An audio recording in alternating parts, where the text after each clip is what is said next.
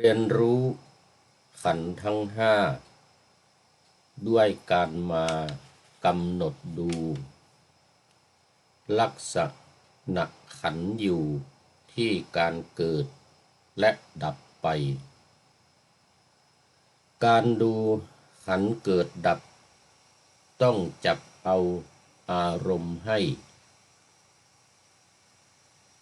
เป็นที่ตั้งการไปกำหนดขันธ์ทั้งห้ากองเพราะขันธ์เกิดดับย่อมเกิดพร้อมกับอารมณ์ของเช่นอารมณ์โกรธปองร้ายเกิดในจิตของตน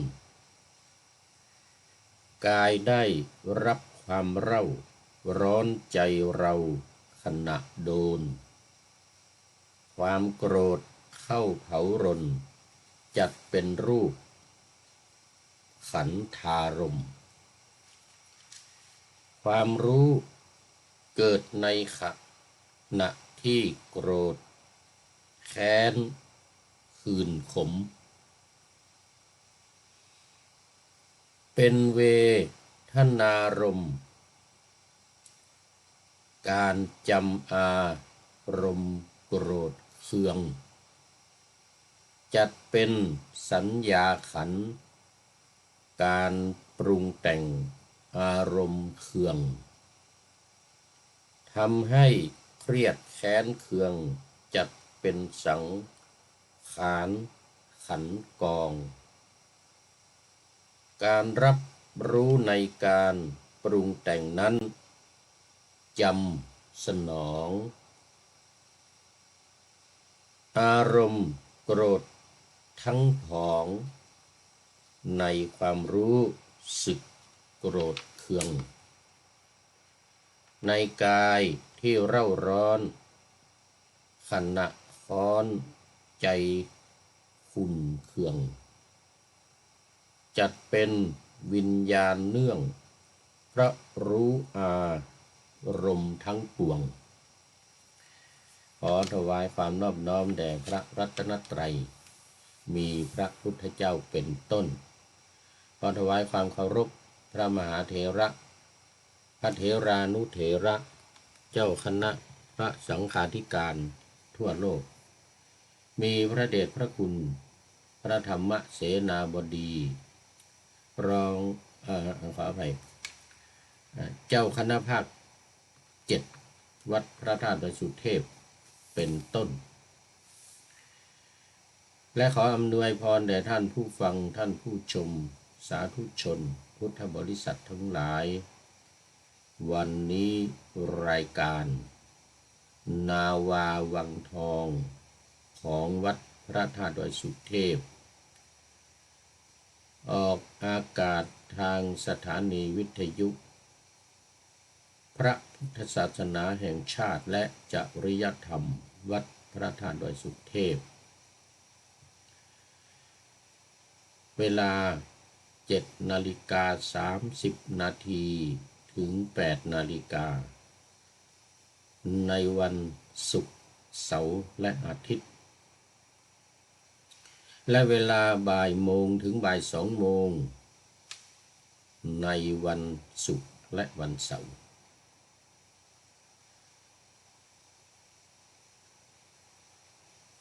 และสถานีวิทยุเพื่อการศึกษา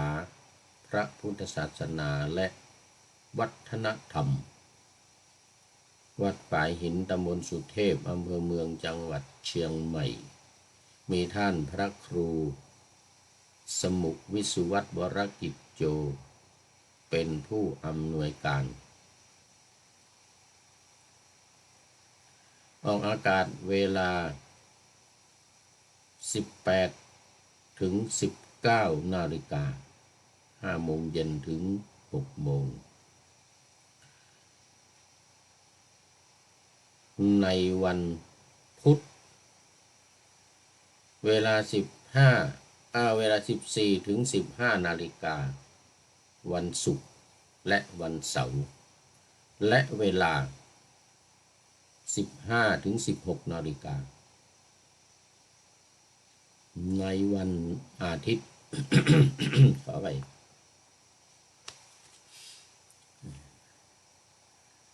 สำหรับวันนี้ก็บันทึกเสียงล่วงหน้ามาจากวัดพระธาตุดอยสุเทพเยอรมันเขตฮินซึนบากเมืองซีเกนประเทศเยอรมนี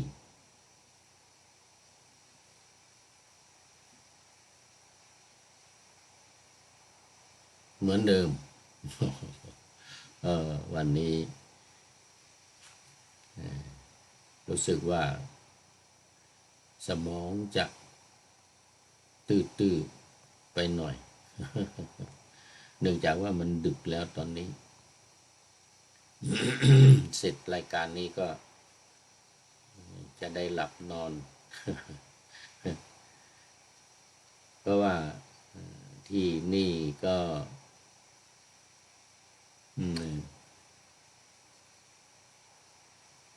3 ทุ่ม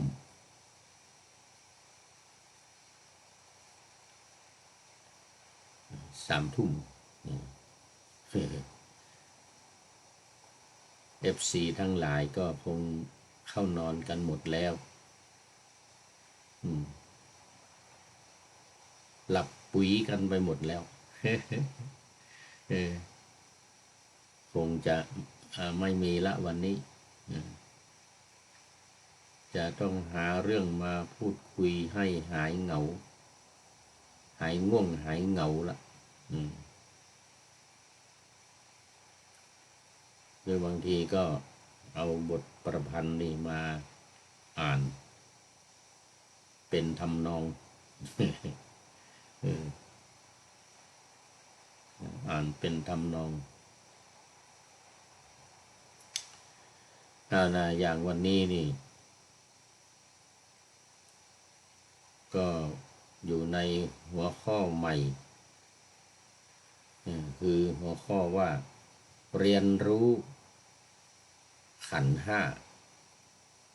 ซึ่งแยกย่อยมาจากหลักการใหญ่ข้อที่2เดี๋ยวหลักการใหญ่ข้อที่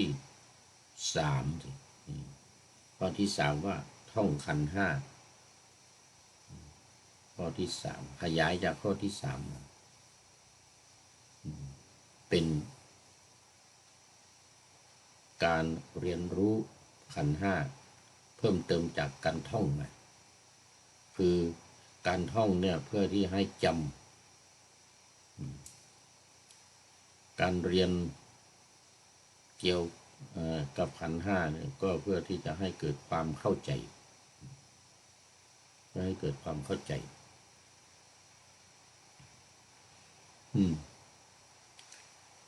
คือ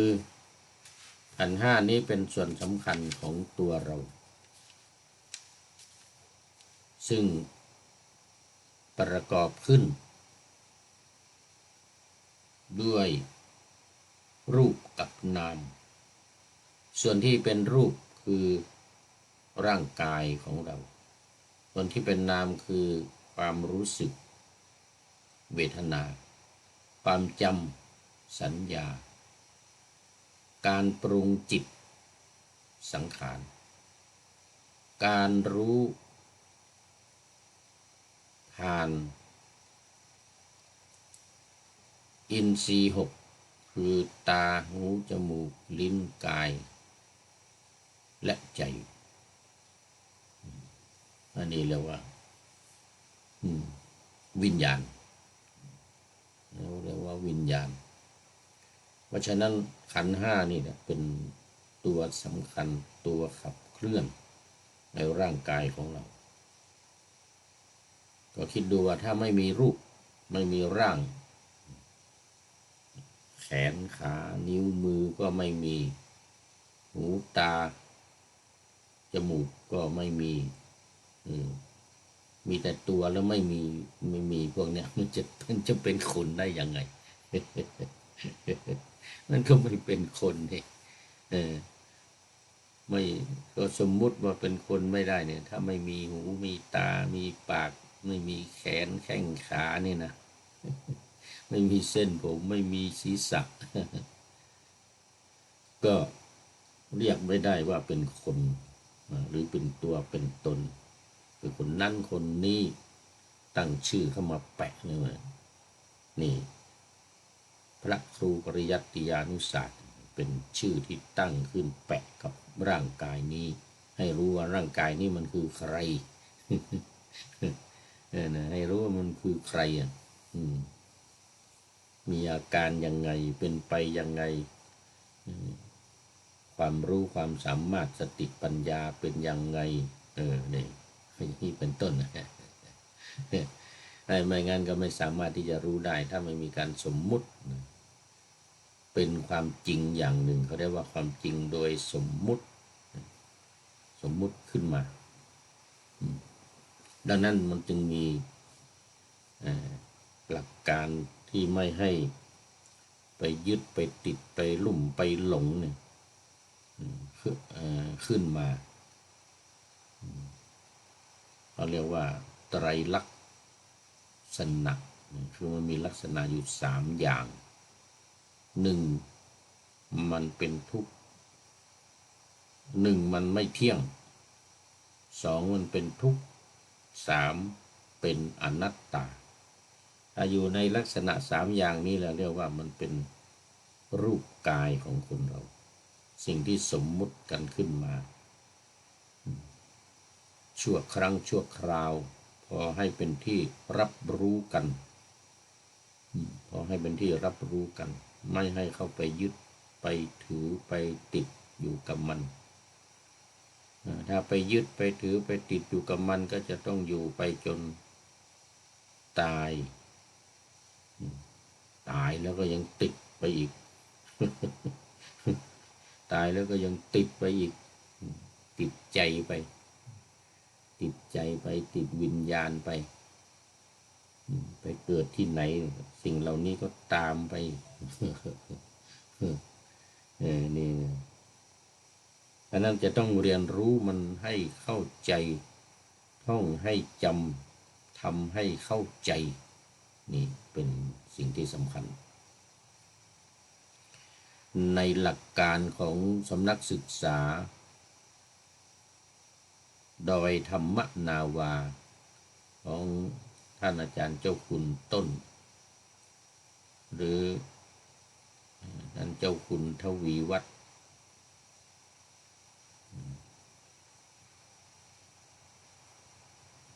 จารุวรรณโนคำว่าทวีวัฒน์จารุวรรณโนนี่ก็เป็นสิ่งสมมุติจะขึ้นมาสมมุติว่าบุคคลคนนี้ชื่อทวีวัฒน์นะแล้วก็ฉายาจารุวรรณโนโอ้ไปเห็นที่ไหนทวีวัฒน์จารุวรรณโนหน้าตาอย่างนี้ไปอีกที่หนึ่งไปเจอจำได้แล้วอันนี้เจ้าคุณทวีวัฒน์เจ้าคุณต้น มันเป็นการสมมุติมันมีความจำเป็นที่จะต้องสมมุติขึ้นแล้วก็ให้เป็นที่รู้กันในโลกไม่ว่าจะแคบหรือจะกว้างจะใกล้หรือจะไกลก็ให้รู้กันนะว่าอันนี้นะเป็นเจ้าคุณทวีนะเจ้าคุณทวีวัฒน์เจ้าคุณราชเจ้าคุณราชทวีวัฒน์จารุวรรณโนพระราชทินนามนี่ยังจำไม่ได้วชิรยานมุนีสักอย่างหนึ่ง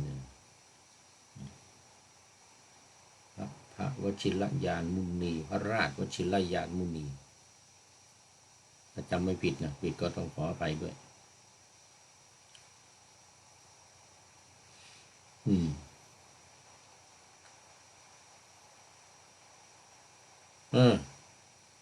วันนี้ก็มาดูรายละเอียดกันดังที่ปานาธรรมาสไว้แล้วว่าเรียนรู้ขันธ์ทั้ง5ด้วยการมากำหนดดูลักษณะขันธ์อยู่ที่การเกิดและดับไปนี่ลักษณะเป็นอย่างนั้นเพราะว่ามัน อยู่ในอนิจจังเนี่ยมันไม่เที่ยงมันก็จะมีการเกิดแล้วก็ตั้งอยู่แล้วก็ดับไปไอ้คู่เนี้ยไอ้คู่เกิดกับดับเนี่ยคู่เกิดกับดับเนี่ยเป็นสัญลักษณ์หรือเป็นลักษณะเป็นลักษณะของขันธ์ห้านี่เราจะรู้มันได้ยังไงมันก็รู้ตอนที่ว่ามันแก่มันเจ็บมันตายเพราะอะไรเพราะว่ามันตั้งอยู่นานไม่ได้อายุไขของเราปัจจุบันนี้แค่80 ปีสูงสุดก็ไม่เกิน120 115 110นี่มีกันเยอะอยู่แถวนี้นะเนี่ยเป็นสิ่งสำคัญเป็นสิ่งสำคัญดังนั้นในหนังสือ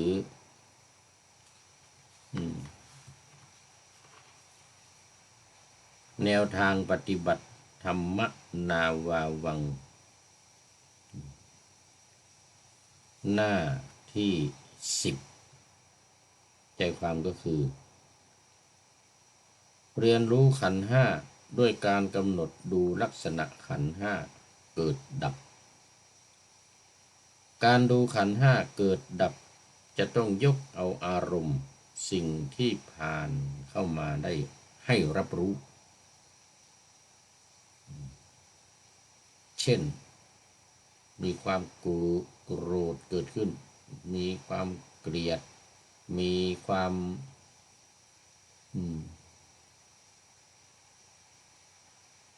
โลภ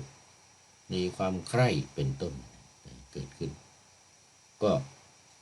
รับรู้ดูขันธ์นี่แหละผ่านขันธ์ทั้งห้านี่แหละตาหูจมูกลิ้นกายและใจนี่มันจะผ่านตรงนี้แหละนี่เรื่องของเรื่องมันเป็นที่ตั้งแห่งการกำหนดเพราะขันธ์ห้าเกิดดับพร้อมกับอารมณ์อันนั้นก็เราก็ต้องศึกษาไปภายในตัวว่ามันคู่กับอารมณ์เนี่ยขันธ์ทั้งห้าเนี่ยมันรู้อยู่ที่อารมณ์คือการรับรู้การรับรู้การดูขันธ์ห้าเกิดดับจะต้องเอาอารมณ์สิ่งที่เข้ามารับรู้เป็นที่ตั้งแห่งการกำหนดเพราะขันธ์ห้าเกิดดับพร้อมกับอารมณ์มันคู่กันเลยมันเกิดมันดับมันพร้อมกันเลยมันคู่กันเลยตัวอย่างเช่น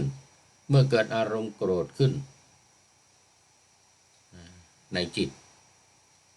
กายได้รับความเร่าร้อนในขณะที่โกรธจะเป็นรูปขันธ์ความรู้สึกในขณะที่โกรธจะเป็นเวทนาขันธ์การจำอารมณ์โกรธไว้จัดเป็นสัญญาขันธ์การปรุงแต่งอารมณ์โกรธจัดเป็นสังขารขันธ์การรับรู้ในการปรุงแต่งอารมณ์โกรธในการจำอารมณ์โกรธในความรู้สึกที่โกรธและในกายที่เร่าร้อนขณะที่โกรธจัดเป็นวิญญาณนะครับรูปเวทนาสัญญาสังขารวิญญาณเพราะฉะนั้นการเกิดขึ้นของขันธ์ห้าจึงเกิดขึ้นพร้อมกับอารมณ์ดับพร้อมกับอารมณ์หากมีสติเฝ้าดูอารมณ์โกรธที่เกิดขึ้นโดยไม่ต้องทำอะไรกับอารมณ์โกรธจนเห็นอารมณ์โกรธดับลงไปเองก็ชื่อว่าได้เห็นการดับไปของขันธ์ห้าตัวสำคัญมาอยู่ตรงนี้เห็นการดับไปของตัวขันธ์ห้าการเห็นการเกิดดับนั้นต้องเป็นการเกิดขึ้นของอารมณ์บนจิตของเราจริงๆเห็นการตั้งอยู่ของอารมณ์บนจิตของเราจริง เห็นการดับของอารมณ์ที่ดับลงไปจริงๆขณะที่อารมณ์ใหม่ยังไม่เกิดขึ้นจะปรากฏเป็นความว่างชั่วขณะหนึ่งสติจะเข้าไปรับรู้การดับของอารมณ์ในขณะนั้นแล้วกำหนดหมายลักษณะแห่งการดับไว้ในใจครั้งต่อไปก็สามารถดูการเกิดการดับได้ทันทีโดยไม่ต้องกำหนดพึงทราบการกำหนดรู้ขันธ์ห้าเกิดดับตามคำอธิบายนี้เถิด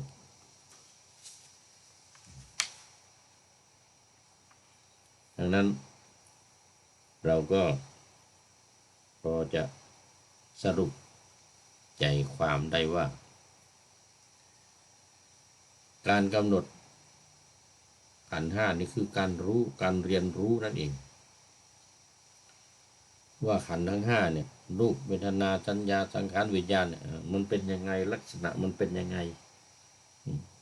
ดูในลักษณะของมันนี่ว่าอย่างรูปประขันธ์เนี่ยเราจะดูยังไงจะเรียนรู้ยังไงจะกำหนดดูลักษณะมันยังไงใจความก็มีบอกว่ากายได้รับความเร่าร้อนในขณะที่โกรธจัดเป็นรูปประขันธ์ถ้าโกรธจะสังเกตดูหน้าแดงเลยนะเลือดขึ้นหน้านี่เรียกว่ามีความเกิดความโกรธเข้ามาเกาะติดนะเข้ามาเกาะติดความรู้ในขณะที่โกรธเนี่ยจะเป็นเวทนาขันธ์จะเป็นเวทนายังไงก็มันคือความรู้สึกมีความรู้สึกว่าเวลาโกรธขึ้นมาเนี่ยมีความรู้สึกอยากจะฆ่ามันจะเครียดแค้นจะไปติดคุกแจ้งตำรวจจะไปติดคุกคดีหนึ่งคนนี้อย่างนี้เป็นต้นนะการจำอารมณ์โกรธไว้จะเป็นสัญญาขันธ์คือเวลาโกรธขึ้นมาเนี่ยแล้วก็อารมณ์เป็นยังไงหน้าตาทะมึงตึงเหรอหรือไปต่อยคนนั้นต่อยคนนี้เกิดความอาฆาตพยาบาทขึ้นมาในทันทีทันใดอย่างนี้เป็นต้นนะอันนี้เขาเรียกว่าความรู้สึกตัวนี้เรียกว่าเวทนาขันธ์ส่วนการจำอารมณ์ไว้เนี่ยจัดเป็นสัญญาขันธ์อารมณ์ไหนที่เกิดขึ้นก็จำไว้เพื่อไม่ให้มันทำซ้ำอีกไม่ให้ผิดซ้ำเข้าไปอีกนี่เรื่องของเรื่องมันแล้วก็4การปรุงแต่งอารมณ์โกรธจัดเป็นสังขารขันธ์การปรุงแต่งอารมณ์โกรธยังไงก็เมื่อมีความโกรธขึ้นมาก็มาปรุงจิตของเราเนี่ยให้โกรธไปด้วยแล้วก็ให้แสดงออกทางปาก แสดงออกทางไม้ทางมือตบตีต่อยอย่างนั้นนะเมื่อมันมีอารมณ์ขึ้นมานี่เรื่องของเรื่องมันเรียกว่าสังขารขันธ์การรับรู้ในการปรุงแต่งอารมณ์โกรธในการจำอารมณ์โกรธในความรู้สึกที่โกรธในกายที่เร่าร้อนขณะโกรธจัดเป็นวิญญาณ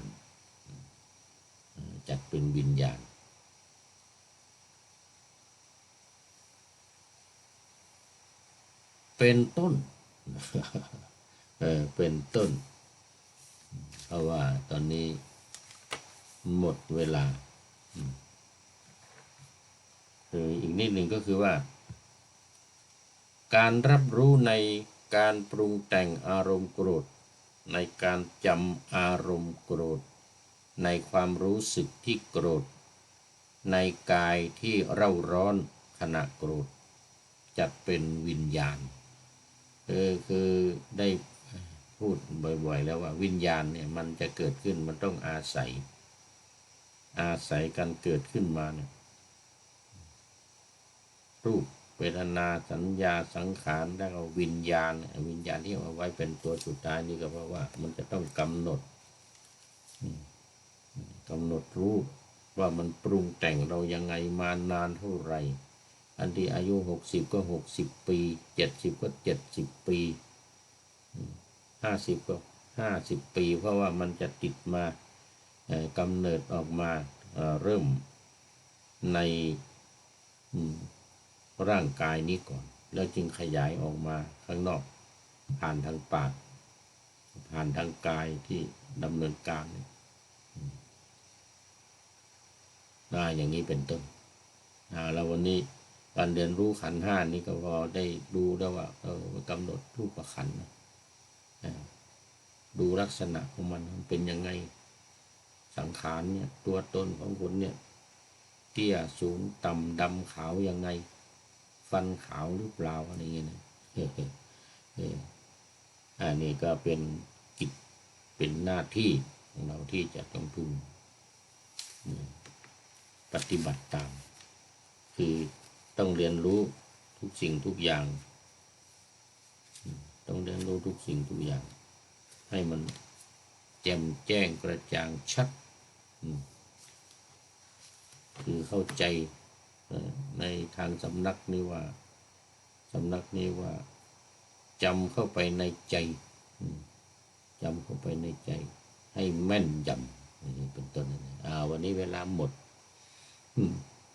ก็คงต้องเอาไว้แค่นี้ก่อนแล้วก็มาเจอกันใหม่อีกในวันต่อไปรายการเรานี้ไม่มีหยุดไม่มีเว้นวันเสาร์อาทิตย์ไม่มีเว้นวันนั้นวันนี้วันสำคัญนักษัตริย์วันพระราชพระประสูติของพระบรมศาสดาอย่างนี้เป็นต้นวันปรินิพพานเป็นที่สุดอันนี้ปรินิพพานเป็นที่สุดเอาละต้องขอนำรายการไปก่อนขอนำนาวาวังทองไปก่อนแล้วจะย้อนมาใหม่ในวันหน้าคือวันพุธศุกร์เสาร์อาทิตย์ตามตารางเวลาที่วางอยู่ข้างในขอเชิญท่านทั้งหลาย